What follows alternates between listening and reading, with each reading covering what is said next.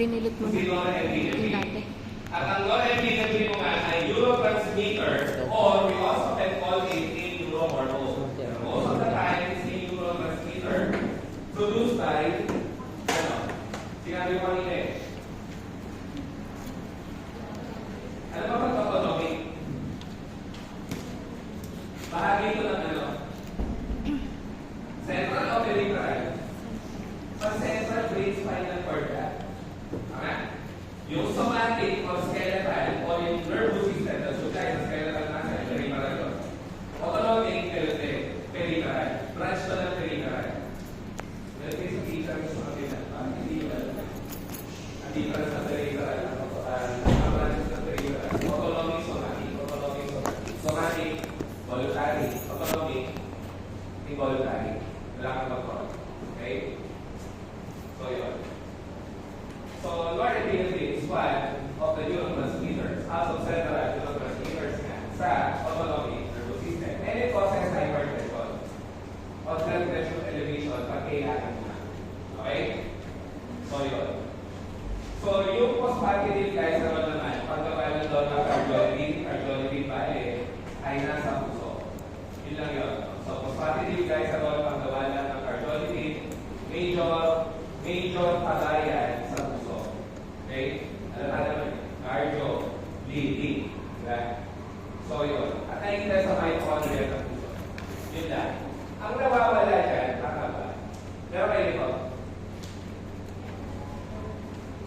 glycolipids. Si Andrelo yung tumatato. Alam na hindi tumitigil. Pero kayo nito, wala. Tama? Natilig ko nga. Sige. Pwede picture later. Ano ang alcohol blend sa glycolipids? Sphingol lagi. Inulit-ulit ko sa last week eh. Yung phospholipids, pwedeng glycerol, phospholipids, sphingolipids. Kasi nga dalawa yung alcohol, glycerol, sphingol. Ang glycolipid, laging sphingol yung alcohol. Kaya ako ang synonym, matic, glyco, sphingolipid. Alam nyo yung sphingol? Sphingolipid, sige. At ano ang building block ng phospholipids ulit? Phosphatidate. Ano ang building block ng glycolipids? Sinabi ko last week, ceramide, malayong manitulog. At ang ceramide kasi gawa sa fatty acid at sphingol. Fatty acid at sphingol. So, madalas itanong lately, sino daw ang simplest na glycolipid na nakikita sa CNS, nalaman sa pangalan din, cerebroside na nga. Simplest. Cerebroside. Ang cerebroside ang laman, glucose or galactose or both. Plus ceramide. Okay? Glucose or galactose or pwedeng parehas. Plus ceramide. Pag sinabi naman ganglioside with emphasis sa N, kasi may N sila eh. Sa OrChem, ano nga ang mga bagay-bagay na may N o NH2? Sa organic chem, ano ulit yung mga bagay-bagay na may N o NH2 na may. Okay? So, yun. Yun lang. Sorry. Ano nga ulit ang uramic acid? O, wag yan. Sorry. Ano nga ulit yung sialic acid? Pero parehas natin nataanan sa carbohydrates eh. Tama? O, sige, yan. Ano yung sialic acid? Sialic acid. Glucose derivative, di ba? Sugar acid. Isang glucose derivative na nasa katawan ng tao ay uramic acid. Okay? So, ito lang muna. Sorry. I got confused with the two-letter X. Si ganglioside kasi. Si ganglioside. May uramic acid. Yun lang yun. So, ganun pa rin. Glucose or galactose or both. Tapos, lalagyan mo na ng uramic acid. At saka, syempre, may building block na ceramide pa rin. Okay? May ceramide pa rin. Dati may ceramide kasi yung building block. Kapag sinabing cytolipid obligato, ano yung obligato? Dalawa asukal. Hindi ka gaya sa unang dalawa eh. Glucose or galactose or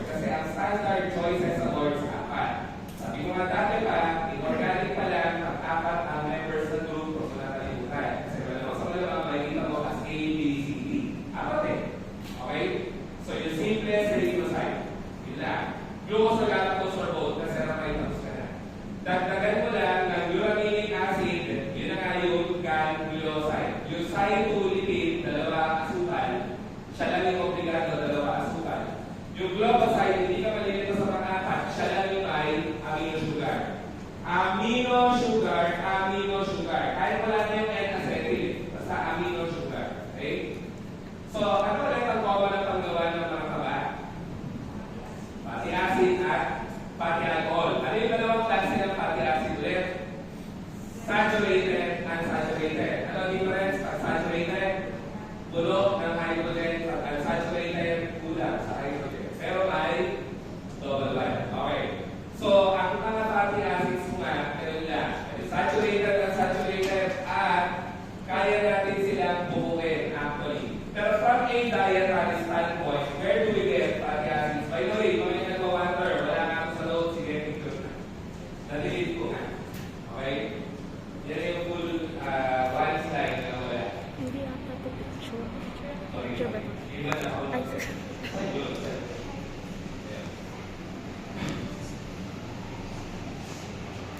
So, ang fatty acid, ang building block naman ng maraming lipid molecule. Yun nga lang kailangan pa rin yung fat alcohol. Siyempre, hindi pwedeng mag-isa lang siya. O tapos, from a dietary standpoint, sa natin ito nakukuha sa digestion na ng ating nakain, hydrolysis of fats.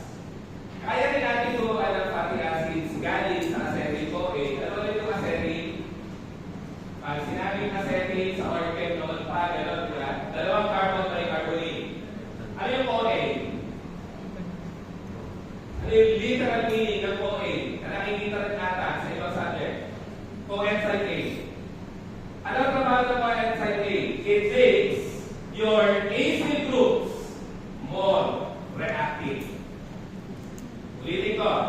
Ang coenzyme A, it activates acyl groups to become more reactive. Ang problema kasi sa kanila, pag nasa katawan ng tao, slowly reactive yan. Minsan nga, unreactive pa. Dahil na-convert natin into coenzyme A derivatives, nagiging reactive. Para mas klaro, alam ba sa dito? Acid.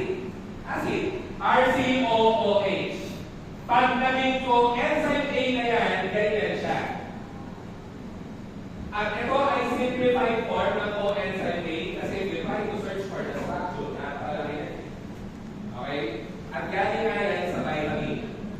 Anong vitamin ang pinagkagalingan ng coenzyme A? All of these usapang vitamins. Vitamin B5, pantothenic acid ang pinagkagalingan yan. Kailangan ko si pantothenic acid para maging reactive ang mga acyl groups ko. At ang acyl groups sobrang daming gamit sa katawan ng tao. Hindi lang paggawa ng taba. Pwede rin paggawa ng carbohydrates, ng proteins, at marami pang ibang biomolecule. Magkakalitan. So, simplified form lang to. Kaya every now and then sa libro, sa biology, sa BioChem, sa pharmacology, sa workmed, lagi may kita SOA lang.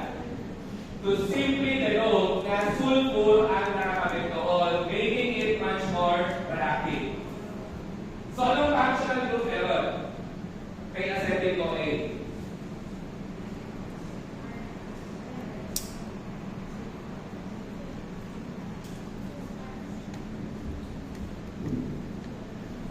Ano pa ulit?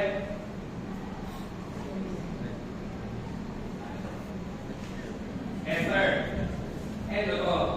RCO SR. O, di tayo ester lang. Tama? Basta may sulfur. Tayo. So, naaalala pa ba sa orchid yung mga saturated fatty acids?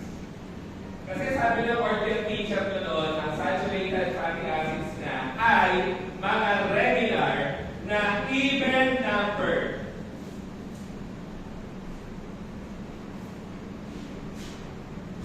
Carboxylic acids. Ayun.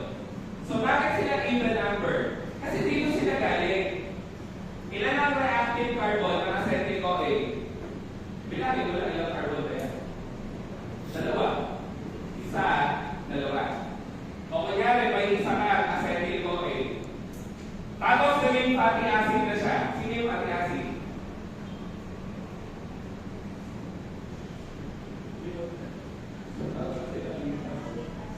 Sino ba yung carboxylic acid na dalawa ang carbon?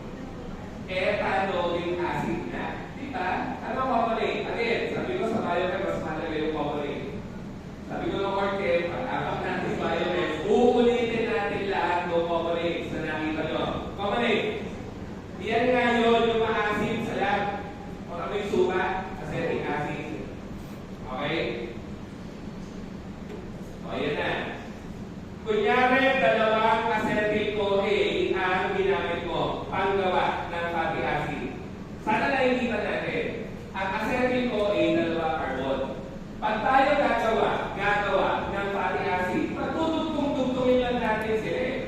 So, idudugtong mo yun doon, magiging OH, yun lang, i-reduce mo yun.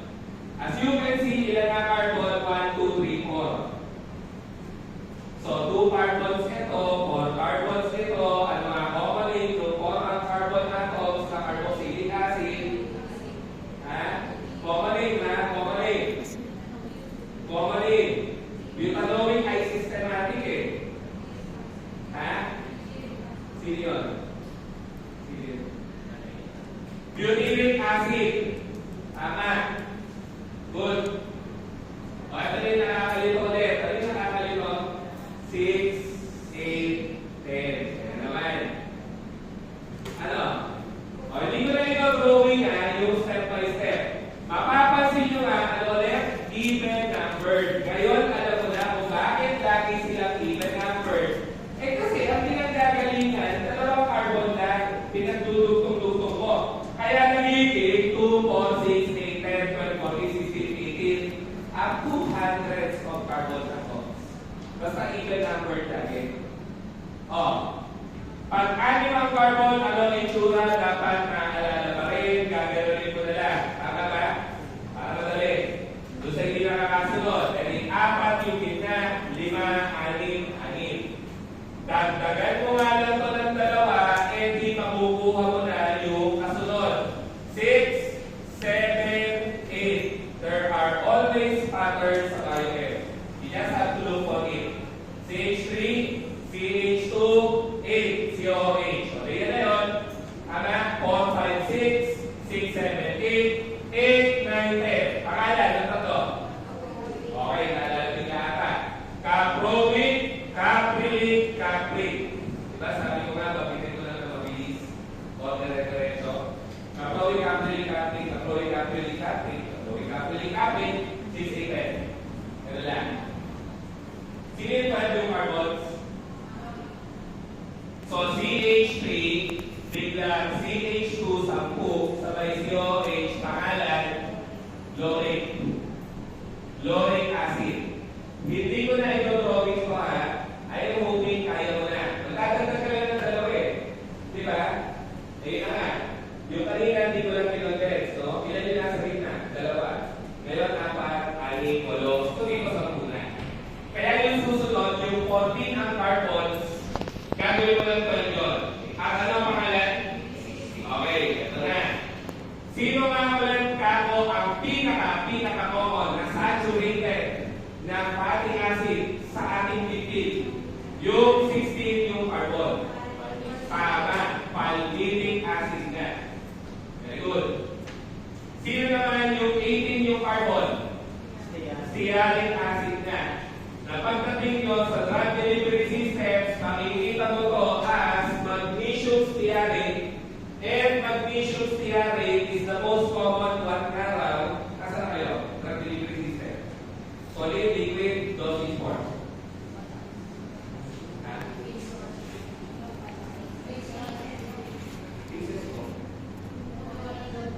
Okay. Wala ko dito. Ang tablets mo, kailangan ng lubricant.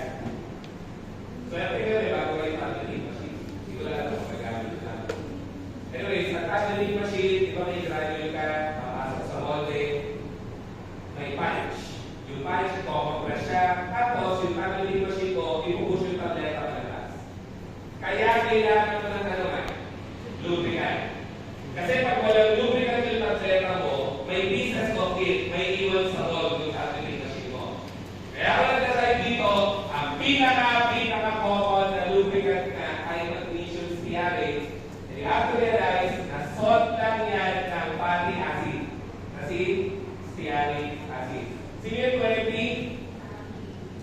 Arachidic ha, hindi arachidonic. Iba pa yung arachidonic mamaya. So having said that, pag saturated fatty acid na, puno ng hydrogen, regular carboxylic acids na lang sila, and as parts of lipids, they impart high melting points. Kaya solid sa room temperature. Ano? Sino fatty acid yung harap natin ngayon? Bibigawin ko lang yung carbon. Lauric acid. Good. Lauric. Pwede. Tama. Tinama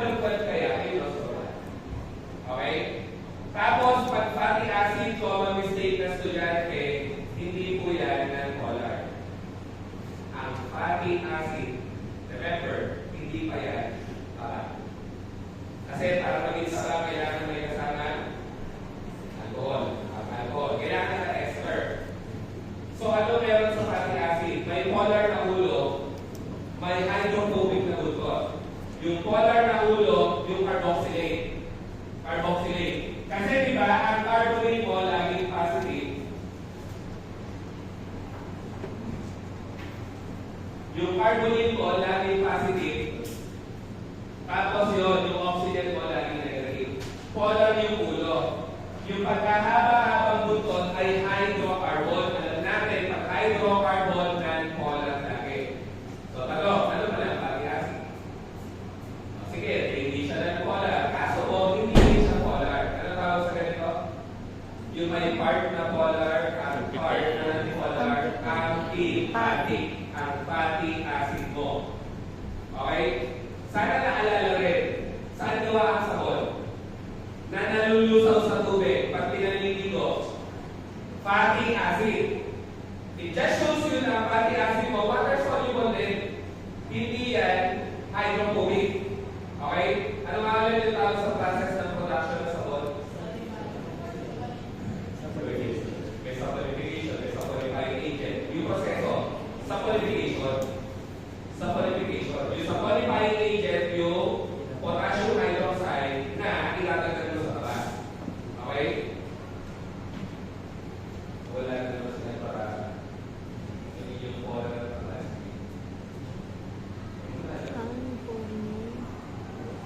Take for na eh. Take organic at bali. Oo, naging organic. Kasi po ba?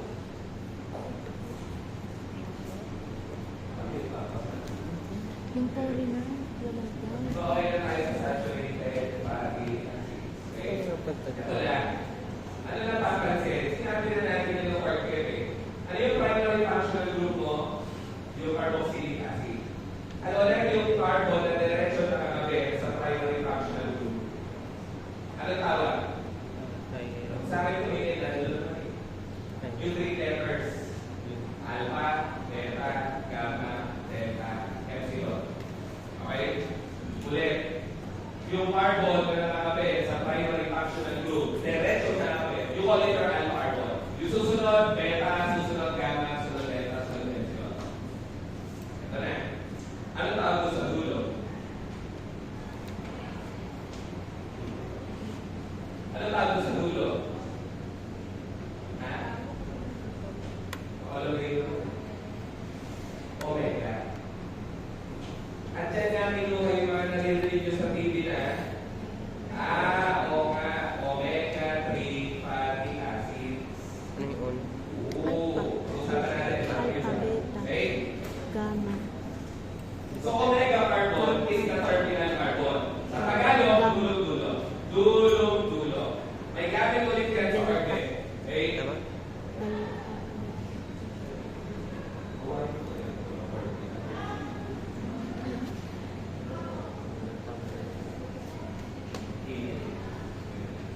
Anyways, saturated fatty acid. Diba? So, okay na tayo na. Kapag unsaturated at yung fatty acid, ano nga? May double bond. At pwede lang, isa lang yung double bond, pwede marami. Ba't isa lang? Ano tawag?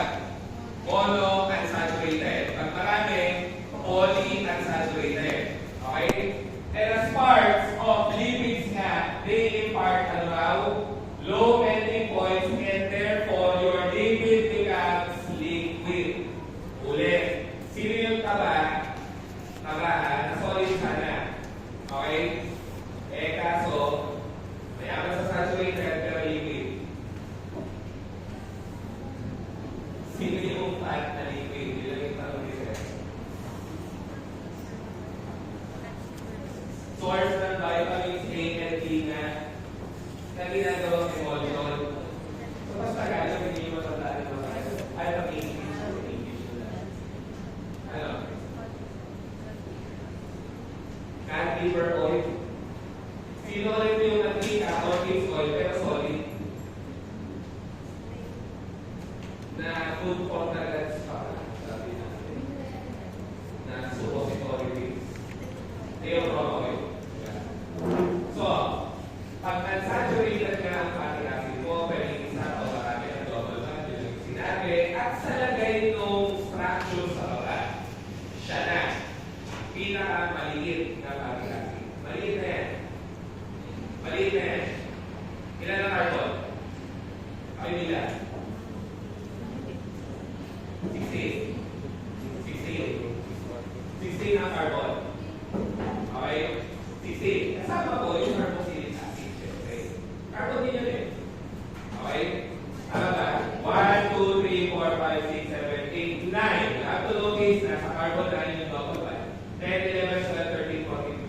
Okay. Dahil ang haba ng structure, ang ginagamit natin sa practice designations. And you have 4 designations for your fatty acids. Una sa lahat, yung pinaka-basic. Ano yung pinaka-basic? Delta 9, 16, colon 1. So, ano yung ibig sabihin ito? Madali na kung nakikinig ka lang sana. Sana, no? Ito yung bilang ng carbon. Ito yung bilang ng double bond. Ilan yung double bond? Isa lang. Isa lang. Delta 9 describes what? Kaya? Position or location ng double bond. Pilihan mo ba diba? 1, 2, 3, 4, 5, 6, 7, 8, 9. 9. So, ito, madalas ang nakikita. Even sa licensure. Kesa naman mag-drawing-drawing pa sila kapag copy-paste pa ng image pagkahaba. Yun nga lang ang challenge. Ang assumption, pag nakita mo yan, kilala mo ba agad, si palmitoleic acid yan. Okay? Palmitoleic acid is the smallest unsaturated fatty acid. Anyways, so, ano na papansin? Unsaturated fatty acid, ano pangalan? UCC yung carbons. Ilagay mo lang ng oleic. Tama? Palmitoleic. Okay? O tapos, yun na nga. Ano yung pangalawang designation for palmitoleic acid? Mas madali. 16, colon 1, semicolon 9. Saan ko yung kinuha dito lang? 16 yung carbon, isa double bond, makikita mo sa 9. Bihira gamitin. Okay?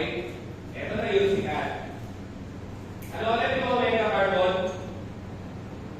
Yung dulo. So, pag omega carbon or omega designation, papalitan ka. Galing ka sa dulo. Kaya, ano ang omega designation ni palmitoleic acid? 1, 2, 3, 4, 5, 6, omega 7. Tapos, ang carbon kanya ay 16, ilan ang double bond? Isa. Okay? Sir, kailangan ba mag-drawing muna kami kasi tulong sa amin sa review? Pag alam mo to, i-drawing mo. Saka ka magbilang. May shortcut. Ang akin, pag alam mo to, alam mo na lahat. Bakit nga? Kasi alam mo yung omega carbon ay nasaan? Terminal carbon dulo. Eh di ba total number of carbons yan? Tama? So, ano yung dulo carbon? 16. And then 16 minus 9, okay na.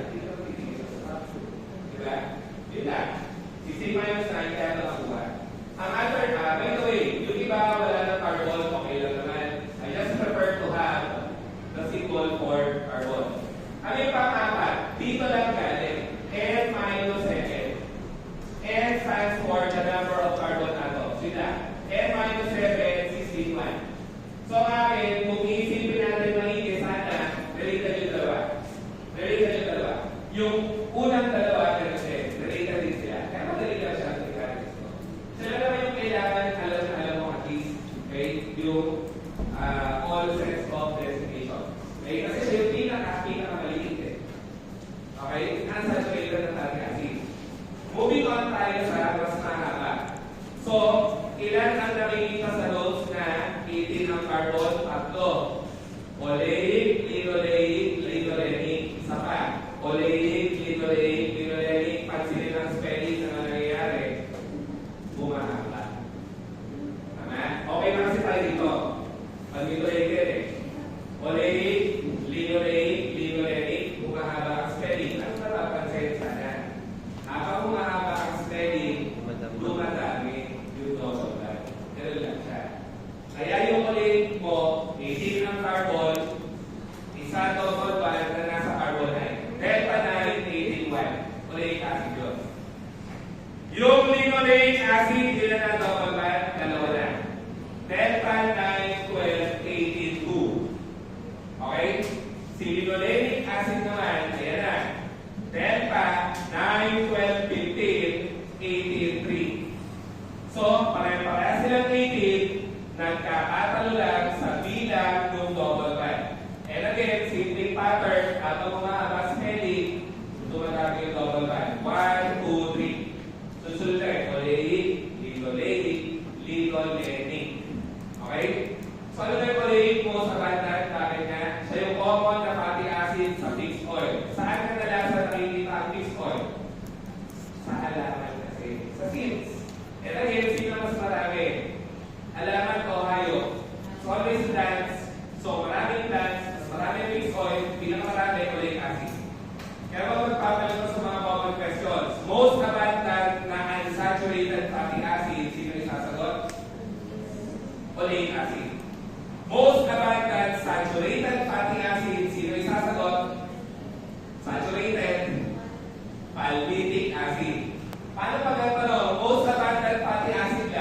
Hindi nilagay yung saturated at saturated. Oleic acid. Ang abundant overall. Kasi nga, sa halaman siya. Fish oil. Ganun lang.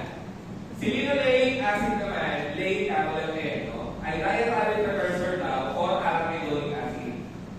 Siyempre, iniiba yan. Ang arachidonic acid ulit from last meeting, paggawa ng ano? Kaka-review mo lang at the start of the discussion today. Paggawa mo ng prostaglandins, thromboxane, glucotriene, ano tawag doon, icosanoids. Kaya magtatanong, dietary precursor for icosanoids, sino yun? Linoleic acid. Okay? O, sinadya ko walang nakalagay na descriptor kay linoleic acid. Wala akong nilagay doon. Bakit kaya? Kasi sana mapansin nyo na siya ang unang-unang member na ilan ang carbon? Carbon. 18. Ano yung tulong double bond niya?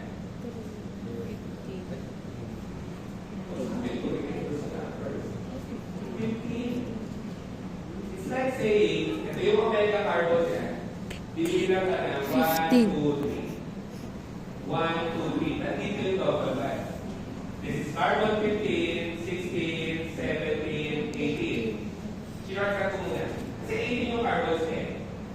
Nasaan yung tulong double bond niya? 15. Kaya siya ang unang member na 1, 2, 3, omega 3. Fatty acid. First member.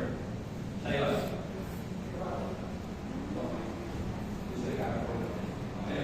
Omega 3, fatty acid. Omega 3. So ano pagkakilala natin sa omega 3? By the way, tinatanong na rin, ano ba si linoleic? Omega ano? Okay, kung sa akin ito, hindi mo ako na kayo paano mo yung omega. Ano mga minus ka lang? Sa dulong-dulong to, matay. Linoleic, ilan ang carbon? 18. Nasaan yung dulo ng double bond? 12. 18 minus 12. Yun na, omega 6. Linoleic, omega 6. 18, dulong double bond eh. 18 minus 12, omega 6. Eto, dulong double bond 15. Omega 3, omega 6. Kung narinig nyo na sila na ang tinatawag natin vitamin F. Oh, may vitamin F. May vitamin P pa kayo. May vitamin H. May vitamin F. Arali, hindi lang yung B1, B2, B3, B4, B5. Wala pa ng B4. B6, B7 meron, B8 wala, B9 meron, wala 10 and 11, may B12, may B15, may B17. So, vitamin S kasi nga, sila ay ano ulit? Fatty acid. Pero lang. At pag sinabi vitamin ano ulit? Essential. Pag sinabi essential ano ulit? Kailangan i-provide ng diet. Hindi kasi kaya buuin ng kawan mo. Okay? Ganun lang ha. So that's the story for linoleic acid. Tapos, ano pagkakilala natin sa mga omega 3 fatty acids? Sige, they're good for the heart. Bakit na? Bakit? Ano muna ang MI? Versus ito. Ischemia leads to MI. Ano yung I?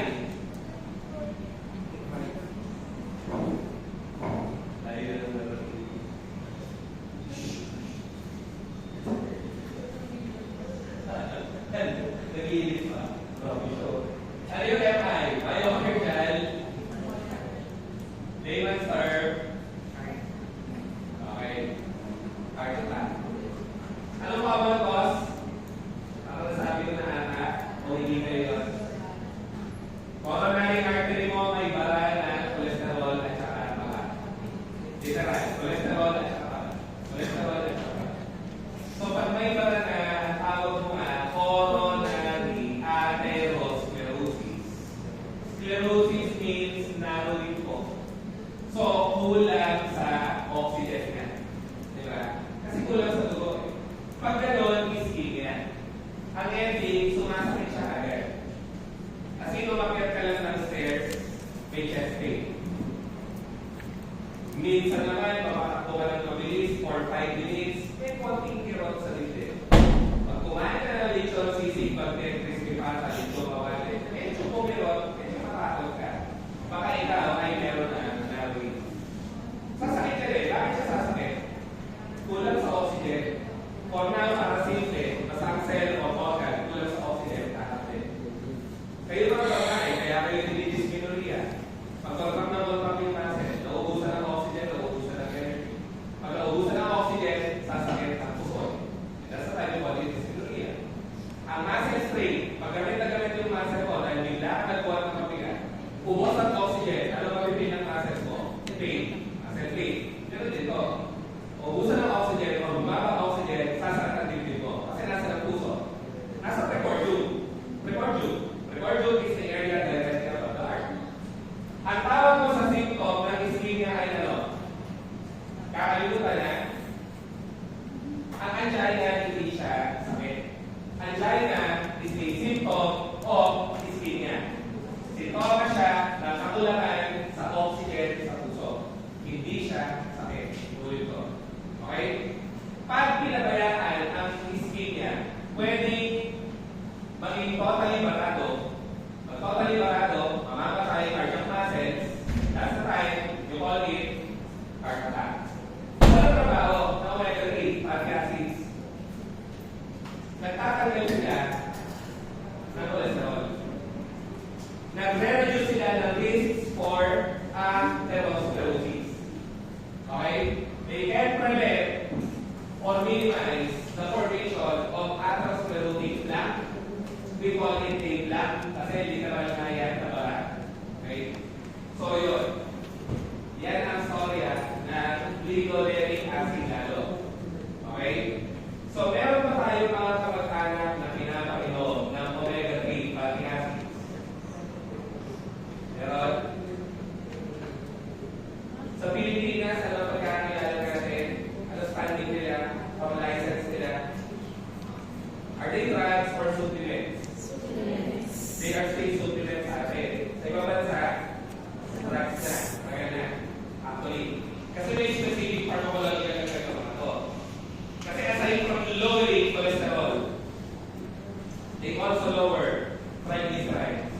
Bahala na ang Pigol teacher nyo dyan. Sa Pigol 2. Okay? For now, ako, ang i-mention ko lang, kayang pabagsakin yung dalawang form ng taba sa dugo na gusto mong ibagsak.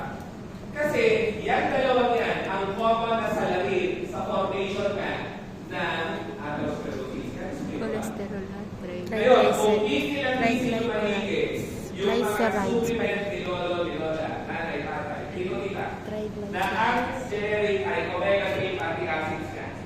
Ang brand name na sikat, Omacol. Sige, ilagay lang isang brand name na sikat. Minsan naman may generics talaga na walang brand name, syempre. Ano ang makikita mo active ingredients nila? Meron ka makikita doon na icosa, penta-aeroic acid, docosa, hexa-aeroic acid. Yun yung laman talaga ng mga omega-3 fatty acid supplements natin or fish oil supplements. Pero bago tayo mag-dive doon, ilan ang carbon nito? 18. Si arabidonic acid, ilan? 20. Yun na nga. At ang double bond niya ay nasa 5, 8, 11, 14. So ilan ang double bond? 4.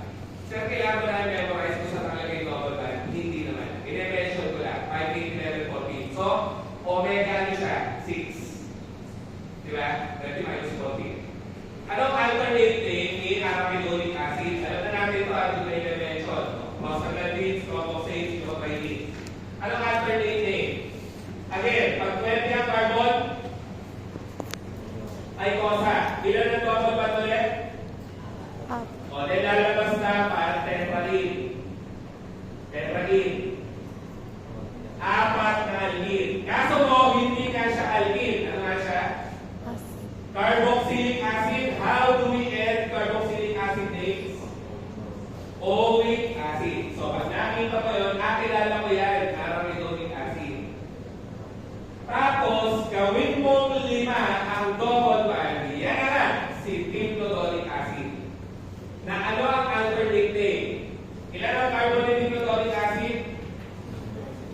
3 pa rin.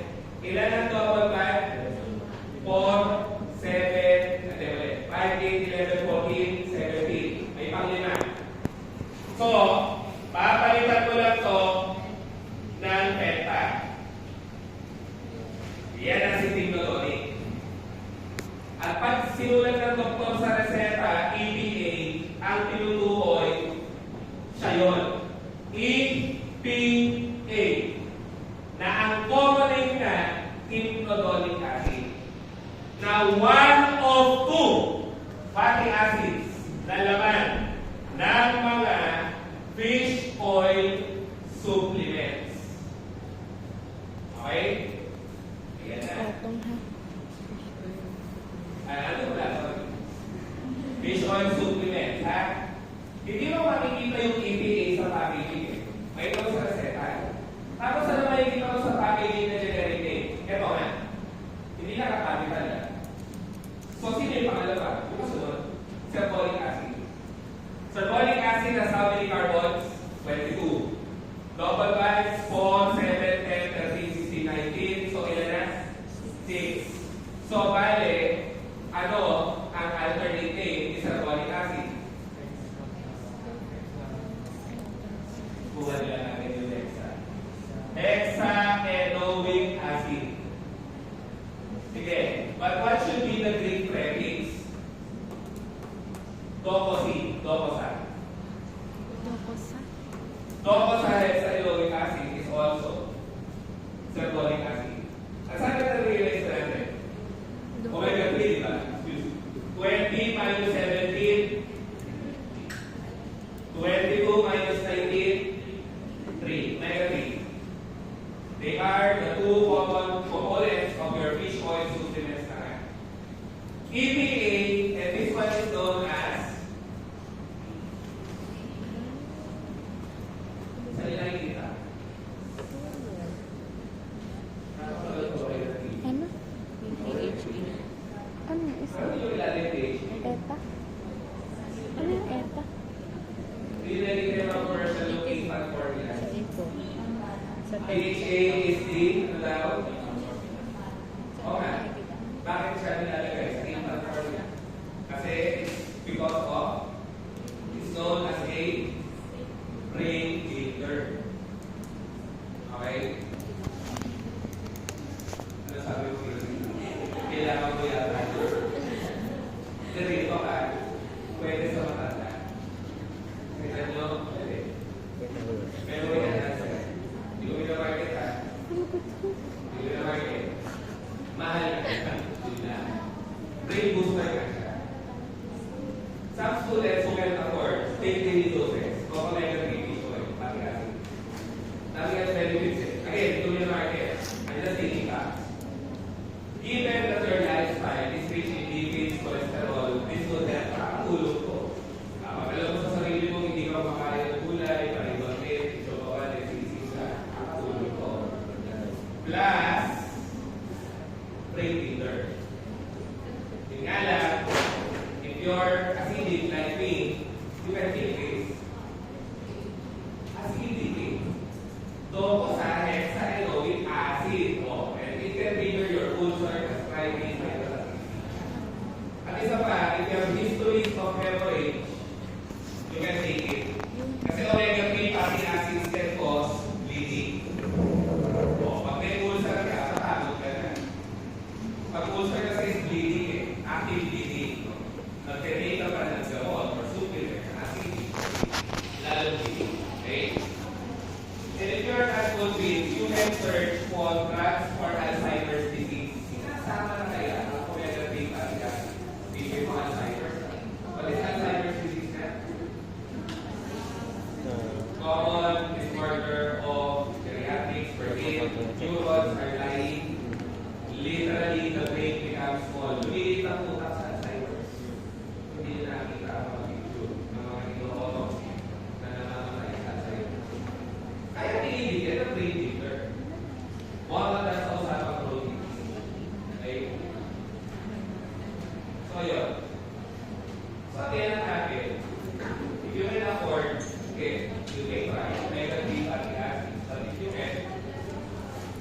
Take a coffee. Take a coffee.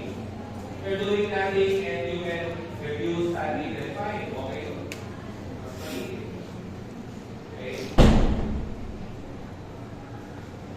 So moving forward na tayo sa fatty alcohols. What's the most common fatty alcohol recipe? EFA na ito. Ano yung vitamin F? Essential fatty acids. Sino yung dalawa? Omega-6, linoleic, omega-3, linoleic. Okay? So we call them essential because they are needed to be provided from the diet. Okay? And they have important functions. So again, sa Tagalog, kailangan ng katawan ko, pero hindi kaya buhay ng katawan ko, kaya kailangan provide sa diet. So deficiency states of such can cause metabolic derangements, atherosclerosis also, coagulative disorders, o sa Tagalog, lumalapot na dugo, kaya nagka-heart attack na at nagka-stroke, and other metabolic derangements pa na malawak ang dugo. Okay? So ano ang mga common functions niya? Actually, masama rin pala, before I forget. Pag si nanay, hindi masyadong nagpa-vitamin F nung ikaw ay pinag-uubis, it's one factor of several factors that causes growth retardation.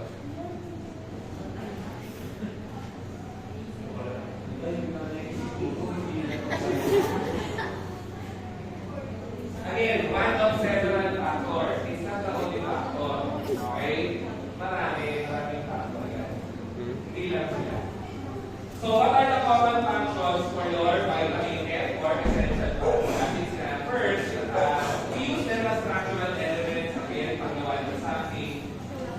Remember, linoleic acid is used to produce ano nga? Sino ba ba yun?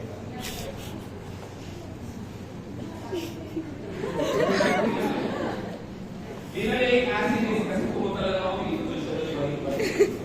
Linoleic acid is used to produce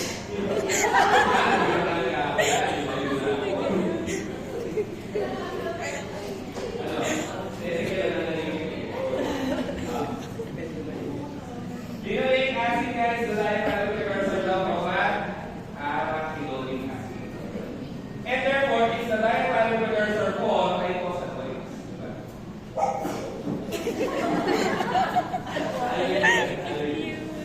Okay, so it can decrease lagging time. Meaning to say, it can prevent blood coagulation and therefore good for preventing stroke or attack. Okay, what is a fibrinolytic effect? Sorry, walang lagging time, decrease cholesterol levels, okay tayo doon, sabi namin kanina. What is a fibrinolytic effect? Ano ang ibig sabihin ng fibrinolytic? What is fibrin? Fibrin is the blood clot. So what do we mean by the term fibrinolytic? Lysis of the blood clot. Okay? You have drugs that actually are fibrinolytics. Essential fatty acids on the other hand are weak fibrinolytics. Mahina.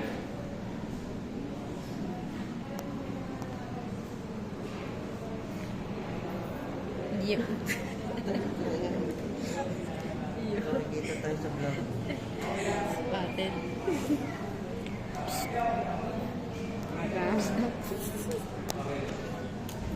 Ika ng vitamin.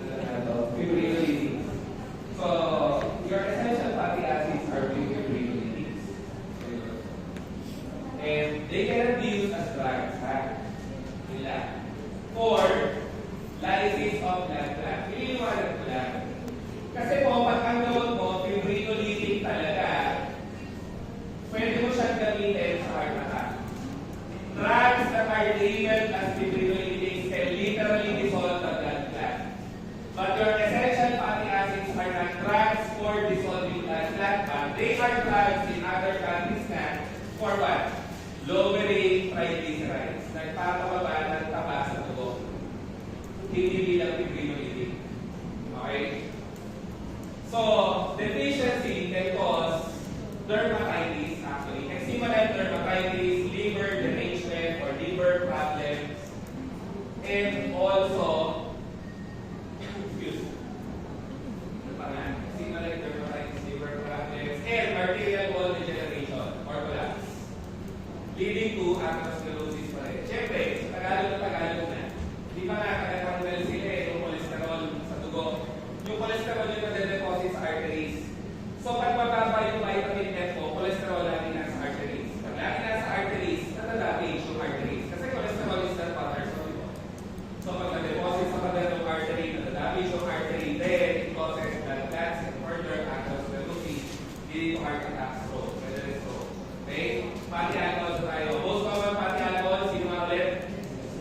Glycerol, cigarette.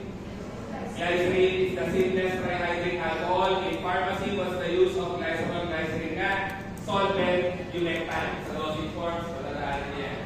Solvent, humectant. Solvent, humectant. What do you mean by a humectant po? It's an agent that retains moisture or humidity. And where do you usually put humectants nga? For topical preparations such as ointments and creams so that they don't dry out. Why don't you want your ointment or cream to dry out nga? To maintain spreadability. Sa Tagalog pa rin, ang ointment mo pagtuyo, diba? Una, pag nasa jar siya, nagkaprak. Pag nilagay mo sa daliri, wala na, bumubuho. Hindi mo na mapahin sa balat. Hindi ka kaya pag na-retain ang moisture, mas spreadable.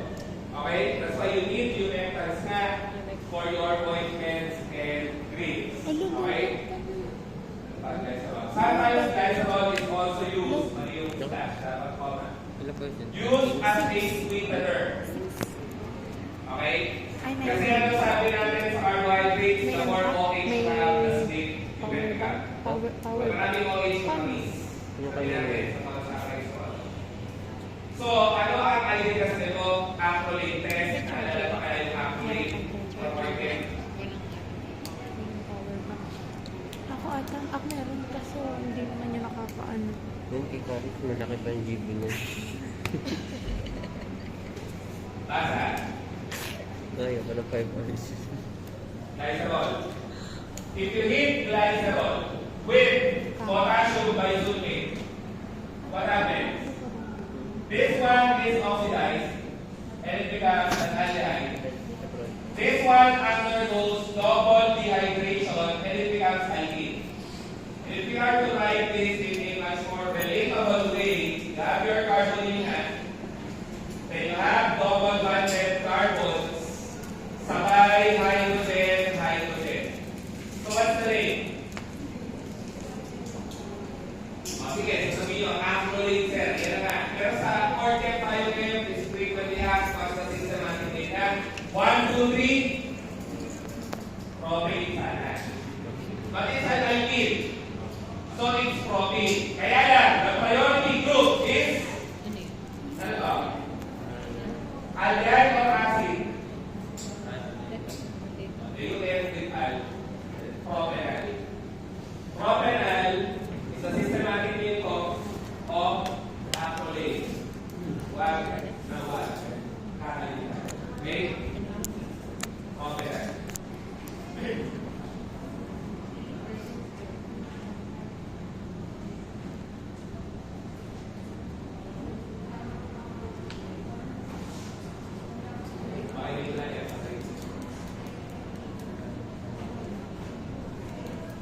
Basa. Glycerol. Basa.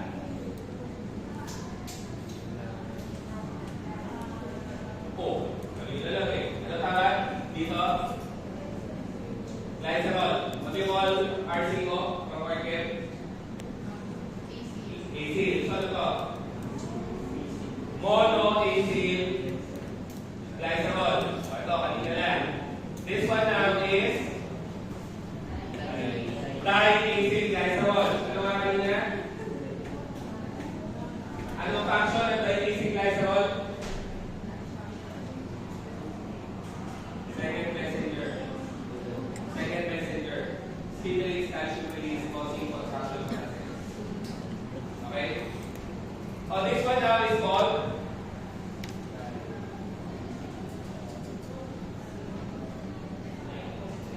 triacyl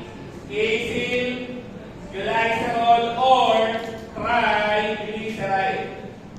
And triglycerides na are the most common types of human lipids. Most common type of human lipids. So as you can see, they will have, that's only one lipid molecule. One lipid molecule can have 1, 2, 3 fatty acids. Wherein the fatty acids can be the same, can be different. So you can see 100 fatty acids here 200 carbons for the fatty acid there. Sorry. 100 carbons, 200 carbons, 300 carbons. Point is, pwede ibalik pa yan. And that's the general formula for triglycerides na. The most common lipids found in the adipose, sa bibig. Ano ulit yung fatty acid na mayaman sa bibig? Palmitic acid. So palmitic acid is the most abundant fatty acid that we see here. Okay? And again, there's also the same lipid that can be elevated in the blood. So do you want your lipids to be elevated in the blood? No, because it makes your blood much more viscous. That's why you need drugs to lower this. Oh, ano ulit kanina? Omega-3 fatty acids kako can lower blood triglycerides. Sa Tagalog na Tagalog, yung omega-3 fatty acids, gamot na nga sa ibang bansa na kaya pabagsakin ko. Pag ang gamot ko magpapabagsak niyan, magandang pang-prevent yan ng heart attack and stroke. Okay? So yun. So what's the other common fat alcohol? Speedol, but nothing much more important than that. Ano yung isa pa? Cholesterol. Which is a type of sterol. What's the central nucleus found in sterols na ulit? Ano yun? Ano ba yung CPDT? Sabi ko lang cyclopentanohydropentanethrin. And you also call it your steroid nucleus. By the way, if we do this experiment in the laboratory, actually test, it's too irritating to the sense of smell or pungent. Actually, yung properal, pag nag-init ka ng taba, when you heat your sample, liquid with potassium bisulfate, it generates an irritating odor. Masakit sa ilong, ang tagal, ang pungent. Sila. Okay? So, ingat, pag inaamoy. Pero that's the positive result. Without the pungent odor, then you don't have glycerol or liquid in your sample. Okay? So, CBDP, cyclopentanohydropentanethrin. And how do we produce sterols na? What pathway? Acetate mevalonic acid pathway. Okay? Ano yung sinusulat ni Sir? It's the biochemical pathway for sterol synthesis.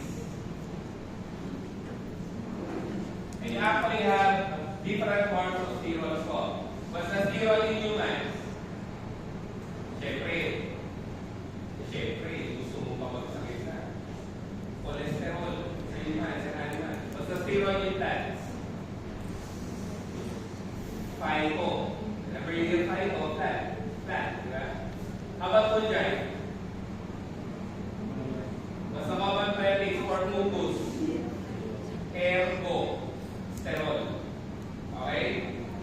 So, the acetate mevalonic acid pathway is for producing all of the said sterols. Phytosterol, cholesterol, and aldosterol.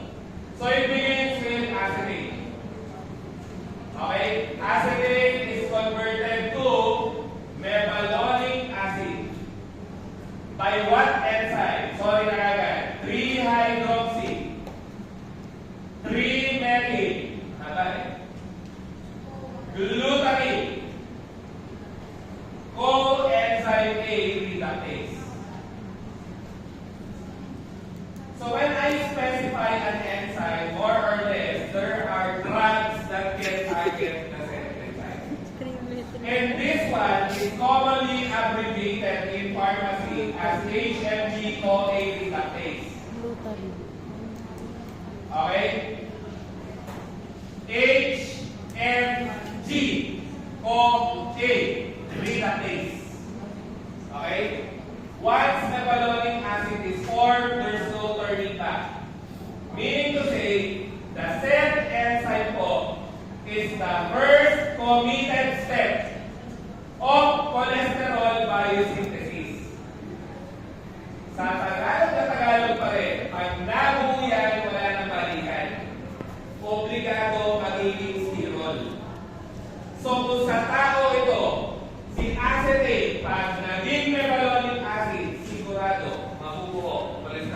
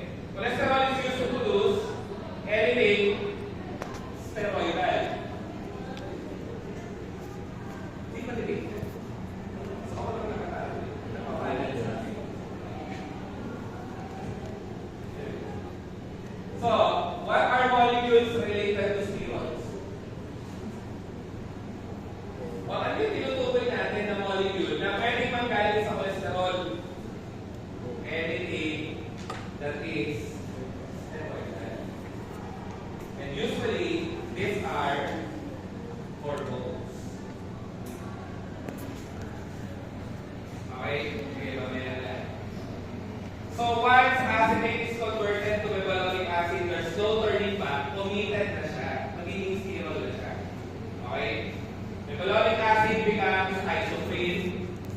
Isoprene becomes squalene. Squalene becomes the central sterol, lanosterol. I'm using the term central because in humans it's converted to cholesterol. In plants it's converted to phytosterol. In fungus it's converted to ergosterol. That's why lanosterol is the central sterol. Okay? It's like a crossroads for different species. Ang tao magiging chole, ang fungi magiging ergo, ang kailangan magiging phyto. Okay? So why did I have to write the enzyme? You have a group of drugs known as HMG-CoA reductase inhibitors. Ilan na rin ka lang? Sino dito may kapagkanan sa stroke o na heart attack? Wala? Wala ng Diyos. Have you ever heard of the drugs that end with statin?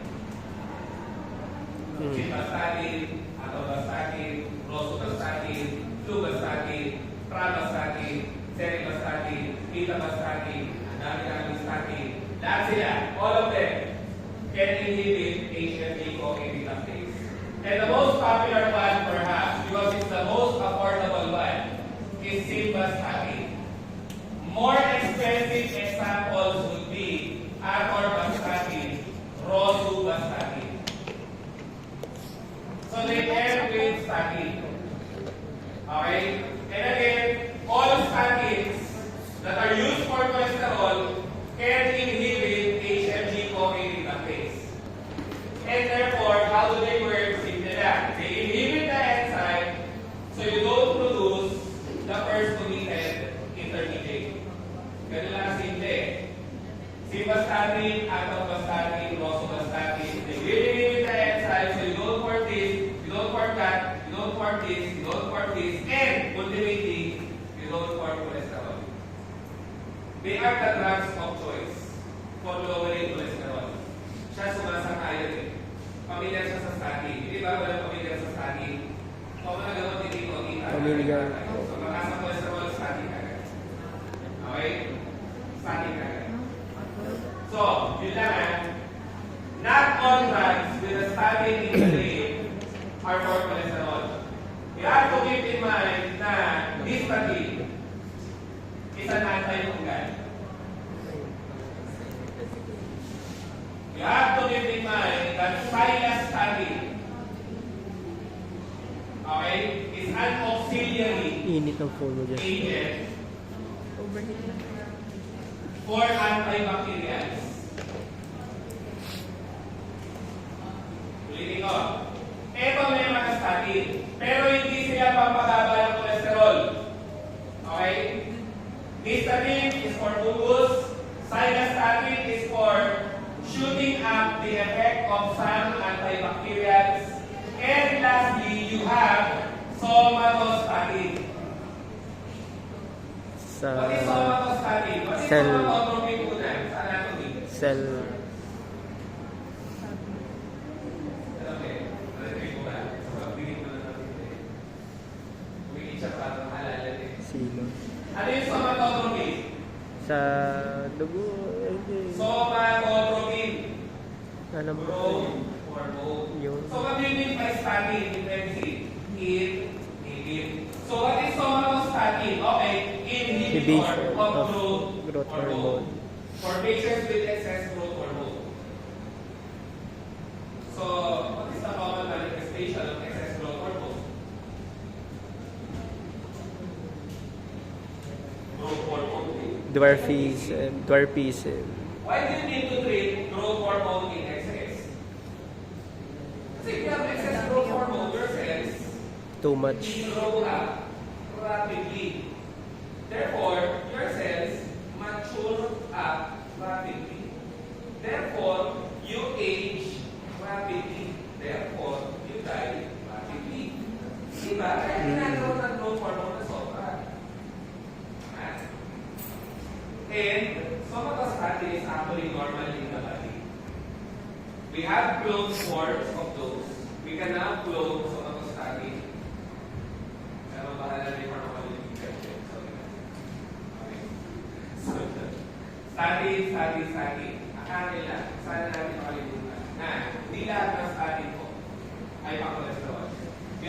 drugs with statins in the day, but they're not used for cholesterol.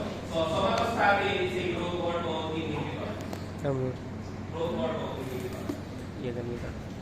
So, ayun na. When do you usually take the statin? You take it at night. Because cholesterol biosynthesis is fast at night. Especially when you are sleep depriving o pag nagpupuyat ka, increase ng cholesterol biosynthesis. Especially when you're stressed. So, pag lagi ka stress sa buhay, nakakaas ng cholesterol. When you are an alcoholic, bibilis ang cholesterol biosynthesis lalo. Okay?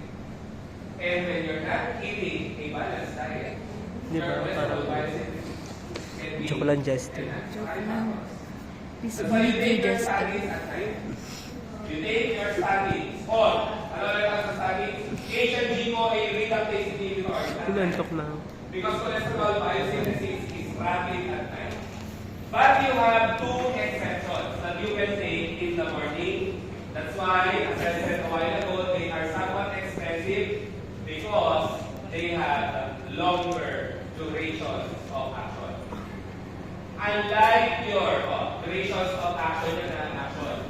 Your simvastatin, you have to take it at night. But your atorvastatin, rosuvastatin, you can take them in the morning, at lunchtime, afternoon, they can still work in the night. Kasi mahaba ang duration of action. So if you're not familiar with the generic names, baka naman mamaya, ang nakikita nyo pala sa bahay ay Prante or Can. Simvastatin is afforded. Kasi nga, affordable. Atorvastatin is very popular under the trade name Lipitor. Rosuvastatin is very popular under the brand name Respond. So whenever you're seeing this drug, it's for cholesterol, lowering cholesterol. Still the drugs of choice for lowering cholesterol. And keep in mind, cholesterol is different from triglycerides and triglycerides. Cholesterol, fat alcohol. So for lowering fat alcohol cholesterol, you'll be using your HMG-CoA reductase inhibitor. Okay? So yun, they are biosynthesized na. Your steroids are biosynthesized po from acetyl-CoA. Acetyl-CoA. Okay? Acetyl-CoA. Because the source of acetate is, of course, acetyl-CoA. And if you can still recall sana, analysis 1, they are unsaponifiable matter na. And now then, what's the unsaponifiable matter in food dyan? Sinabi ko yan doon sa analysis 1, cholesterol yan. Unsaponifiable matter in animals, cholesterol. Unsaponifiable matter in plants, cholesterol. At pag sinabi unsaponifiable matter ulit sa Tagalog, ano ba?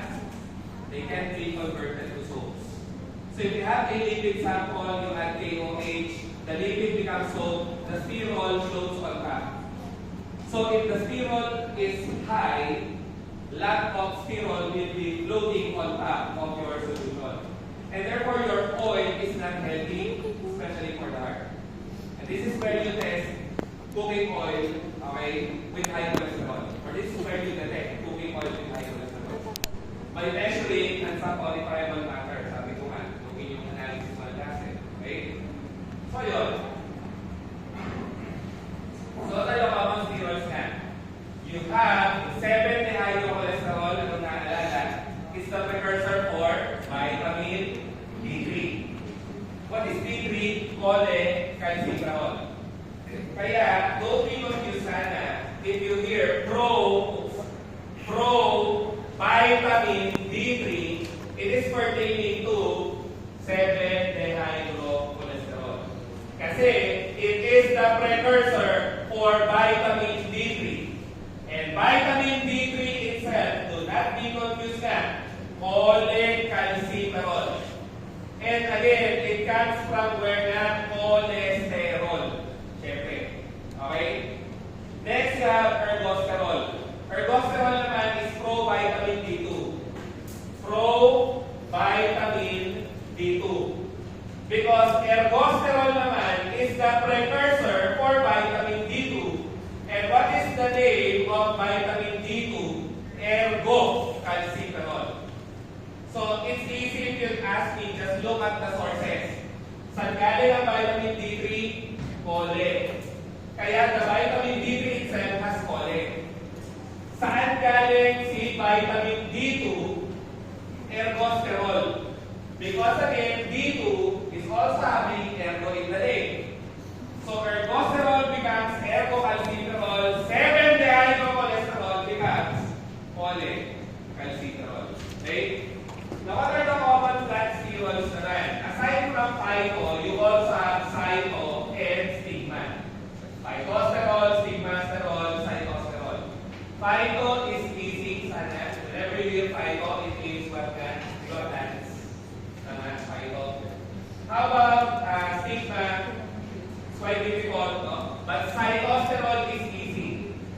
Ang sinasabi ko dyan, yung cytosterol, madali na tayo sa halaman. Tama ba? Kasi it rhymes with sitaw. And sitaw is a vegetable. So plants steroid ang cytosterol. Phytosterol, cytosterol. Just don't forget, stigmasterol is also a plant steroid. So what do you know about plant steroids na? They have no or zero nutritional value. But they have health benefits. Steroids kasi, may it be cholesterol, may it be phytosterol, it is not digested o hindi na digest. Steroids only have carriers in the intestinal canal to bind to. So such carriers will bind the sterol so that the sterol goes into the blood. So, let's say this is your intestinal canal, your duodenum. Let's say this is the sterol carrier. Whenever you eat cholesterol, what happens? Your cholesterol is transported into the blood. Now, if you're eating something high in cholesterol, that can be problematic, of course. But if you are combining your high cholesterol diet with something that is rich in plant sterols, that will be your vegetables na. What can happen? Your cytosterol, phytosterol, stigmasterol can compete for cholesterol. Okay? The net effect being your plant sterol goes to the blood, your cholesterol goes to the fecal matter. So sa Tagalog, pag mataas sa cholesterol yung pinakain mo, nakakatulog yung kumakain ka ng gulay. Kasi, hindi sila natadigest parehas. Umaasa lang sila sa iisang carrier.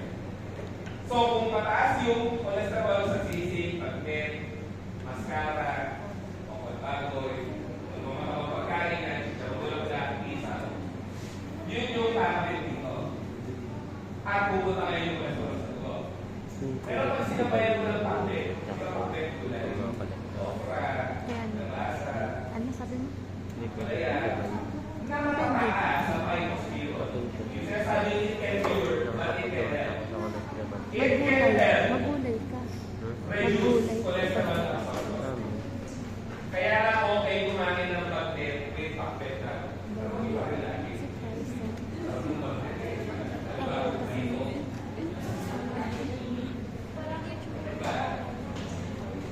So, yun. They lower blood cholesterol by inhibiting absorption. Okay? So, ito na. Since you only have two chemical tests for sterols, wag na pong kalimutan lagi tinatanong sa boards na dalawa lang eh. First, you have Lieberman-Burchard. Lieberman-Burchard, you have to remember the name, acetic acid sulfuric acid test, otherwise known as acetic anhydride sulfuric acid test. This is easy to ask me kasi Lieberman-Burchard 2 formulator, so the synonym is 2 acids. Kasi if it's Salkowski test, sulfuric acid lang. Ulit, Lieberman-Burchard, acetic acid, sulfuric acid. Salkowski, sulfuric acid lang. Wala nang acetic. So pag isa formulator, isa acid. Dalawang formulator, dalawa acid. Okay? The difficult part is the passive result. Kasi if it's Lieberman-Burchard, yun na nga. It has a plate of colors. No? Red to blue, bluish green color. Red to bluish green color. So mahaba. Okay? Now for Salkowski naman, what you do kasi is your sterol sample, you put in a tube, you dissolve your sterol in chloroform, then you slowly add sulfuric acid. Remember, sulfuric acid polar. Chloroform is non-polar. So these two solvents are indivisible. They don't combine with each other. So if you add your sulfuric acid slowly, what happens is your chloroform rises to the top. Your sulfuric acid layer goes down. So what I'm discussing is the second test, Salkowski test. Okay? So sa Salkowski test, you dissolve first your cholesterol in chloroform, then you add the acid. What happens next is you will be having a separation of layers. Okay? Wherein your chloroform layer down will be developing bluish red, cherry red, purple color. Ang haba-haba. Yung acid layer develops green fluorescence. Ano yung green fluorescence? What do you mean by fluorescence? Fluorescent. Fluorescent. Makita, shiny. Diba? So, you can expect your acid layer to have green fluorescence, shiny. Unlike the leather that is shiny, you know shiny leather, patent leather. Yung patent leather na common sa sapatos sa plastic leather. Shiny siya nila. Ganon. Pero green. Okay? And the chloroform layer na has a play of colors na haba-haba. Bluish red, cherry red, purple. Okay? Awa na Diyos, di pa natatanong sa Lord. Baka kayo baka na first time. Yun lang. That feeling. Okay? Bye-bye. Anyways, so those are your qualitative tests or chemical tests for zeros. Moving on na tayo sa okay. Anong oras na tayo? Anong oras na? The liver creates cholesterol. Bio-1 pathway ulit. Kanina lang nakasulat din dito sa side na to. Ano yung tawag sa pathway panggawa ng cholesterol? Acetate, metabolic acid pathway. Why is it frequently asked? Kasi it's quite waiting. What do I mean? How do you produce glycogen? What's the name of the pathway? Glycogenesis. Genesis kasi means synthesis. Creation nga. Genesis. What is gluconeogenesis? Synthesis of new glucose. Oh, what do you call cholesterol synthesis? Oh, walang cholesterol genesis. Ang tawag nga, acetate, metabolic acid pathway. Kaya siya lagi tinatanong. Kasi kadalasan genesis. Pag cholesterol na binubuo mo, it sounds funny, diba? Cholesterol genesis. So, walang gano'n. Para sa pathway, acetate, metabolic acid pathway. So, your cholesterol is converted to bile acid. Bile acid. But yes, we convert the bile acid kasi to bile salts. So, what do you know about the bile? Diba?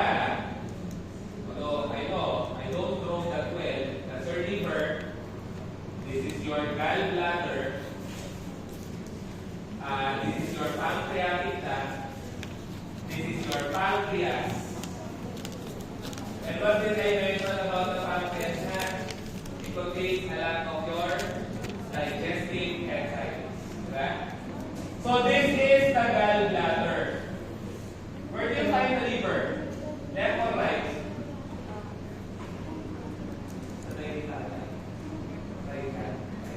There are the upper right quadrant. So the liver creates the bile acid. Now, what is the purpose of the bile acid? First, what do you know about the gallbladder? What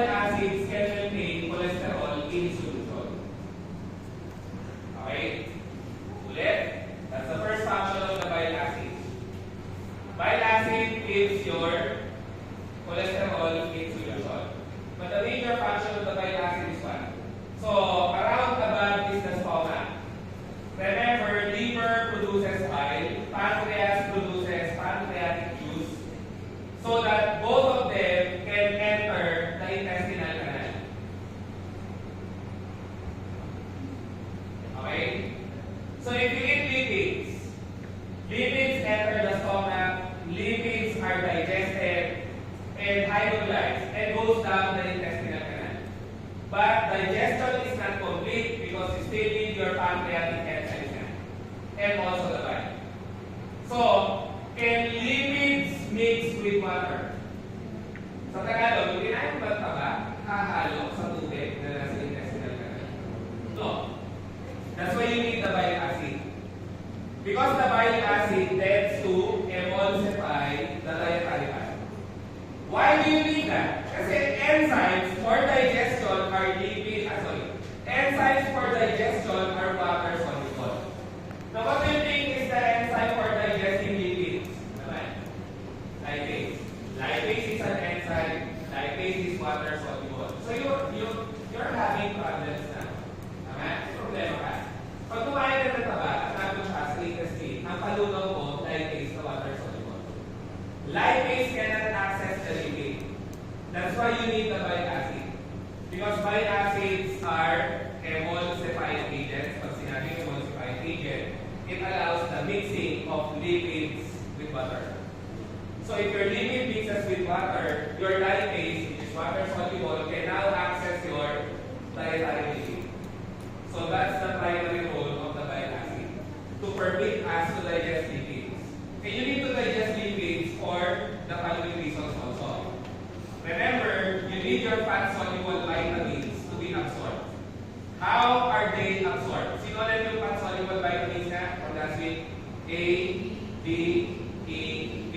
Apat. All of your fat-soluble vitamins need the lipids that you eat as the solvent so that they can be absorbed. Hindi mo ma-absorb si ate pag wala kang nadadigest na taba. That's why you need your bile acid. Okay? I hope you're seeing, no? The irony is what? Bile acid comes from, diba? Si bile acid galing sa cholesterol. Hindi ka makaka-digest and absorb ng taba nang wala cholesterol. But many people think of cholesterol as something harmful only. Hindi nga. So, kailangan mo yung cholesterol para magkuha ng bile acid, para ma-digest mo ang taba na kinain mo nang sa ganon yung A, D, E, K, ma-absorb mo. So that you have healthy eyes, healthy bones, healthy red blood cells, and prevent hemorrhage na lang. Kasi loss of vitamin A can cause hemorrhage. Sabi natin yun. Okay? So, of course, aside from that, when you are able to digest the dietary lipids that you eat, you can also absorb your fatty acids. And remember, you have essential fatty acids. Sino ulit? Dalawang essential fatty acids.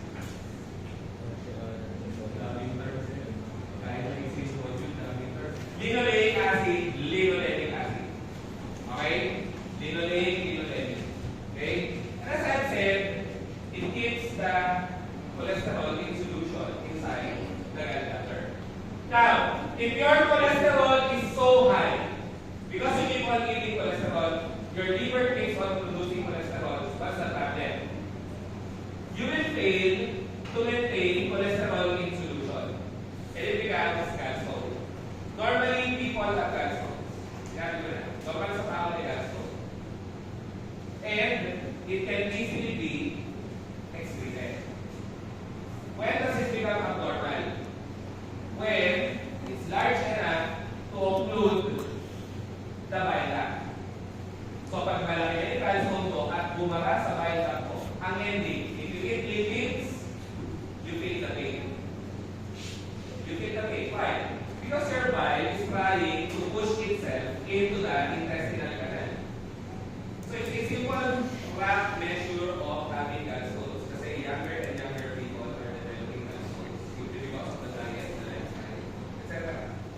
So you might want to try eating little towel elevator. And if you feel the pain, the pain is the quality of the living. Your middle finger you push into your right upper quadrant. If you're feeling the pain up to the backside, it seems that it's pressing something or some nerves in the backside, then there's a good chance you have gallstones. Okay? When you lie down, you feel mass. Pag umiga ka, mo may mabigat ng konti at press, may bago.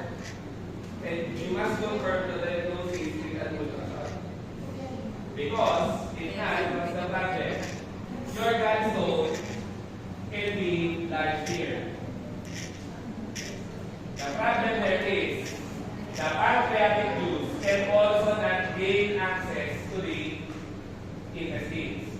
before your pancreatic juice enters the pancreas, it will irritate the pancreas.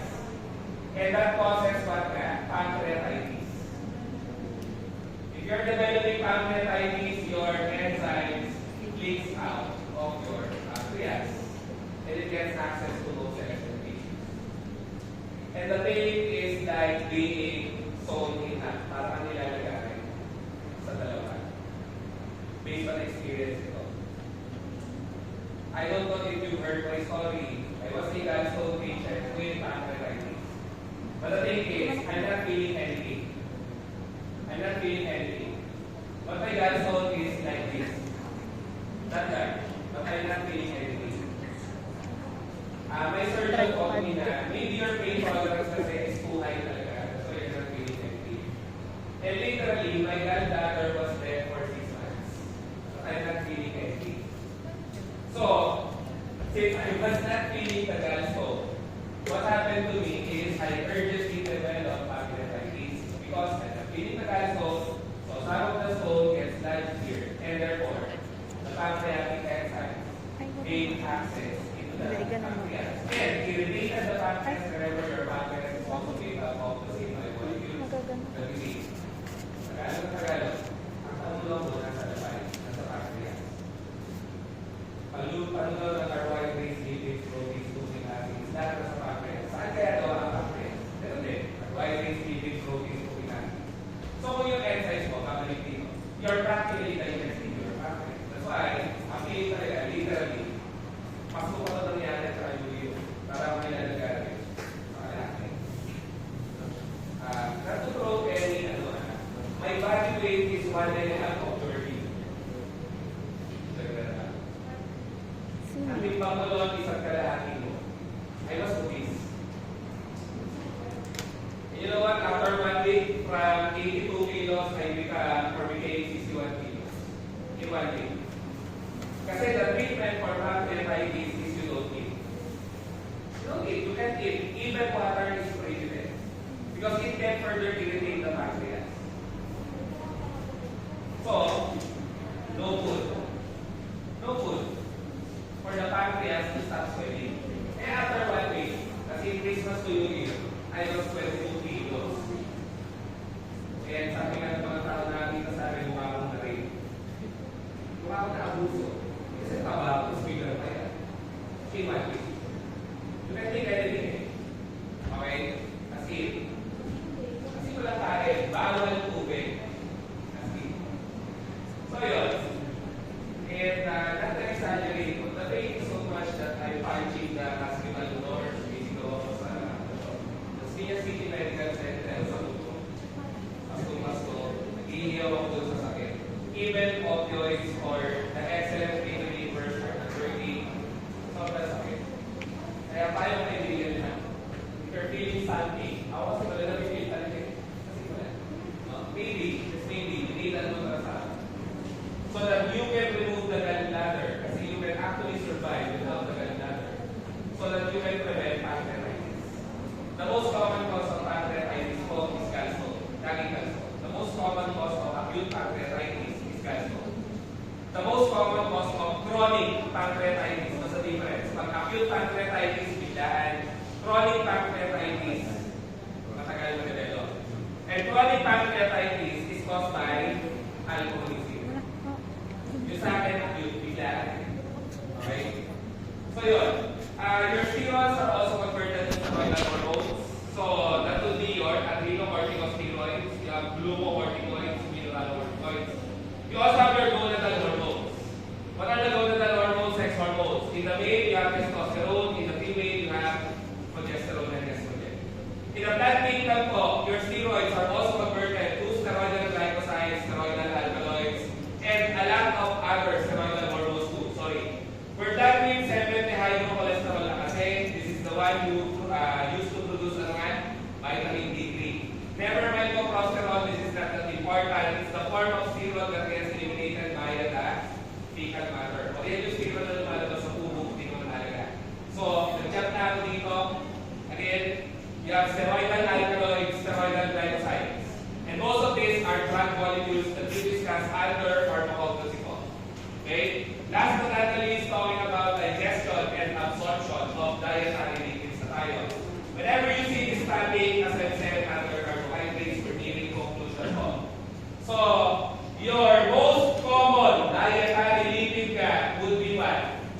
triacylglycerol or triglyceride. Sana in other subjects, when you hear this, it's already familiar. Triacylglycerol. Sana when you hear this in other subjects, okay, that's triglyceride. That's the most common animal form of fat. It's also the most common fat found in the blood. Okay? Triglyceride. And also the most common fat found in the adipose or sa ating liquid na nga. And it's also the most common lipid of the diet. What else? Phospholipids na and cholesterol. Okay? So what happens to triglycerides? Mas kilabay ko. Sorry, dami. Nakita yata dito. So, ano yung pang-digest ng triglycerides? Lipase. Okay? What do you use to digest phospholipids? Siyempre, phospholipase. What do you use to digest cholesterol? Nakikinig ka na sila kanina. Wala. We don't digest cholesterol niya kasi there's a carrier. That's why you add cholesterol to your diet. Sinabi ko kanina, sabayan mo na ang pakbet, ang bagnet. Kasi nga, hindi nag-digest sa sterols. They need carriers transporters. That's why as you can see for sterol, there's no arrow next. It's not digestible. Unlike for triglycerides, it's digested or they are digested. They are digested by lipases. You don't have to remember the end product actually. You have the enzyme in it. So, phospholipids are digested by phospholipases. Usually, ano man? Bold pa yan. Ano? Ikaw naman ang may post pa. Malibasa bold. Ayos, sige. May pogi. Tapos. What is used to digest phospholipids? Phospholipases. And what phospholipase usually? A1, A2. The phospholipases you need to remove the fatty acids. A1, fatty acid 1, A2, fatty acid 2.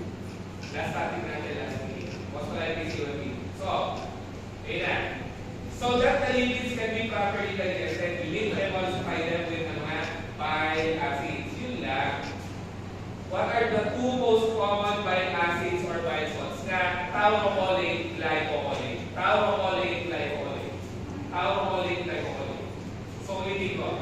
Bile acid, bile salt, you need them to emulsify the lipids that you eat so that enzymes can digest them, so that you can absorb your lipid.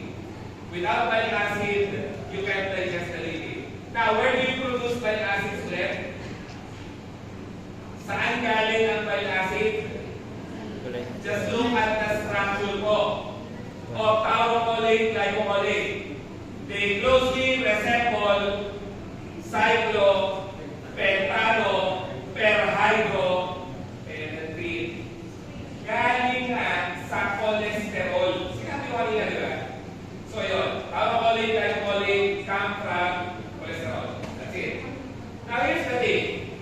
When the lipids are absorbed into the blood, can lipids actually mix with the blood that is rich in water? Kumahalo ba ang baka sa tubig? So how come lipids can get elevated in the blood? It simply means that they are not really lipids in the blood. There is something to them that allows them to be dissolved in the blood. And I don't know if you're looking into the blood chemistry of your relatives. Meron ba nagpapa-blood chem sa ating mga relatives? Wala. Okay, relative ng mga kamag-anak. Very good. Baka hindi nyo lang alam. Behind your back, nagpapa-blood chem sila. Monitor or something. Para hindi ka mag-panic, hindi lang alam. O kaya, hindi sila nag-break out.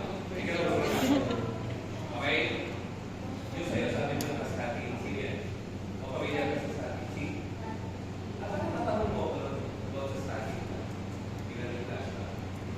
Anyways, ayun. Lipids don't mix with water. That's why you need lipoprotein carriers. Lipoprotein carriers. So these are simply molecules that are literally made of lipids and proteins and also cholesterol. They also have cholesterol in their molecule.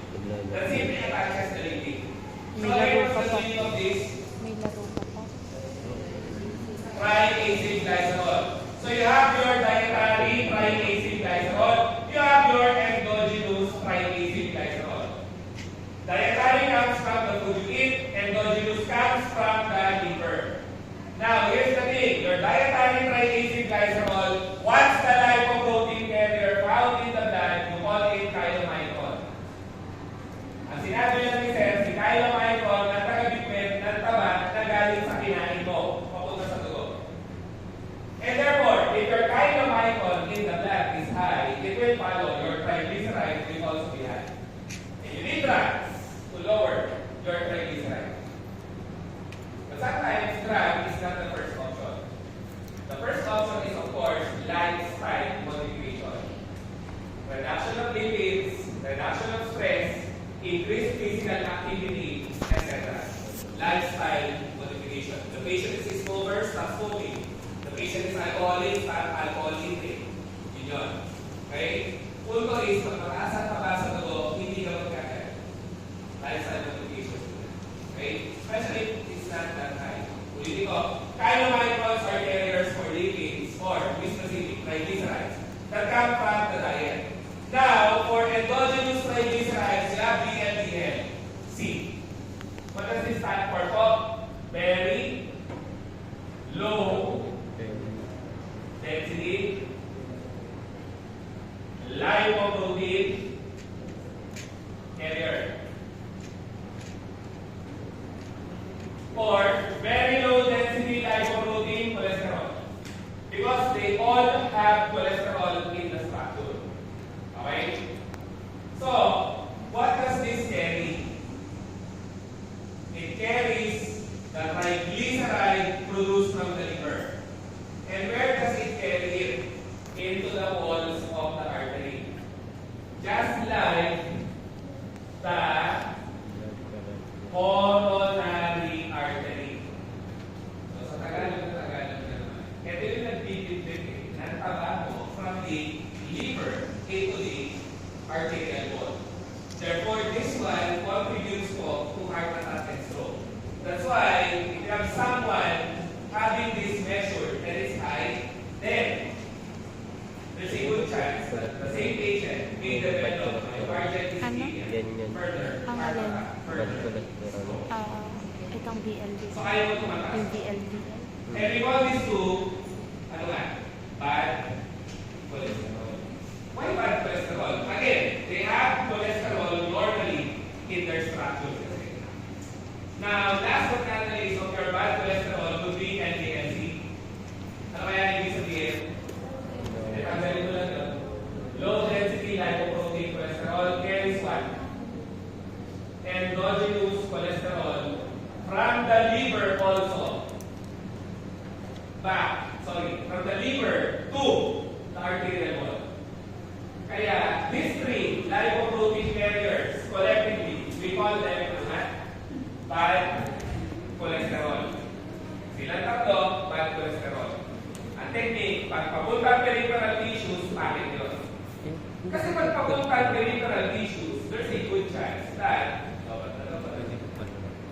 pag papuntang peripheral tissue yung carrier, there's a good chance that the lipid associated with it is transported into the wall of the artery.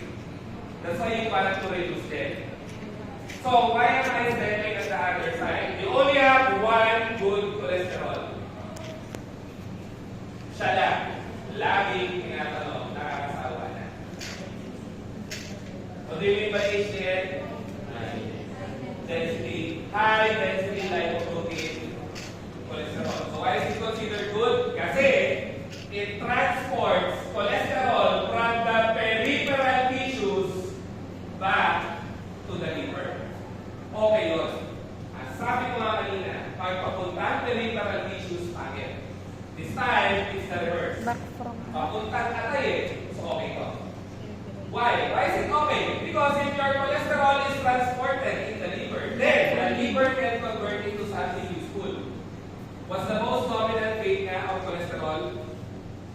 Ano yung pinaka-dominante pupuntahan ng cholesterol? Maging bile acid. Next, hormones.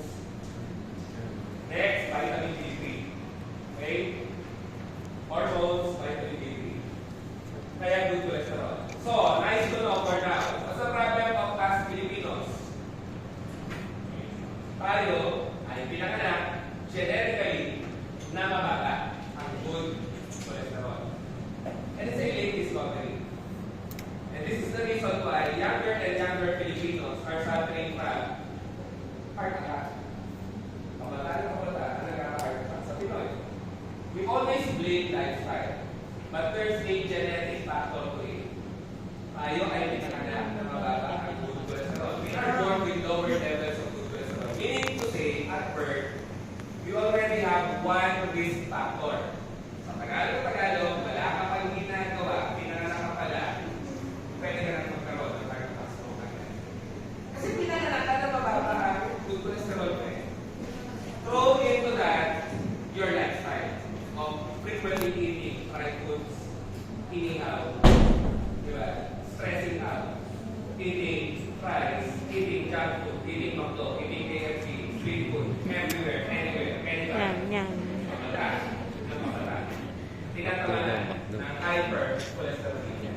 So what's the consequence of hypercholesterolemia? Ito yun. Atherosclerosis and also, ano nga? Kanina? Cholelithiasis kasi is the medical term for gallstones. So, as I have illustrated a while ago nga, cholesterol can be aggregated if it's in excess. Okay, it's a urine. And the problem is, when it gets enlarged, it can be lodged into the bile duct of a bile. Now, if it's lodged into your bile duct, it's okay lang, it's just painful, you'll be needing analgesics and something to open up the bile duct. It becomes a serious problem if your gallstone gets lodged into the common bile duct. Kasi it will also be occluding the pancreatic juice. Now, what is the other cause of gallstone? So, my case was, I had gallstone, but my cholesterol is normal. Hindi ko mainit. Maraming reasons. So, natin. Ako natin naman ng gallstone, mataas cholesterol. Ako normal. Nung mga panahon yun, tagal yun. So, they had a theory of my UK gastroenterologist. Okay, ko siya, PGH. Your red blood cells kasi nga, they contain heme, di ba? So, when heme is being oxidized, it can become bile pigments. The most common bile pigment is bilirubin. Bilirubin is water insoluble. And it's also one common substance found in the gallstone. So, causes of gallstones can be high cholesterol or high bilirubin. When you get high bilirubin, para na simple, yung bilirubin na bubuo yan, pag yung red blood cell mo namamatay. So, when do you produce bilirubin? When your red blood cells are ill or when your oxidative stress is very high. When do you see high oxidative stress? When you're living a stressful life. That's why my doctor said, whatever you're doing now, you resign. And why is ako kasi? Water insoluble. Really? And I was never hospitalized again. Tama siya. Okay? So, causes of gallstones can be cholesterol and stress. But, as much as possible, avoid stress. Bakit nga? Nakita niyo ba? If you're not avoiding stress, there's a good chance you'll be doing what? Stress, eating, junk food, fast food, tataas na yung cholesterol mo. And it becomes a double black eye. Your stress, so, kung may ng gallstones. Your stress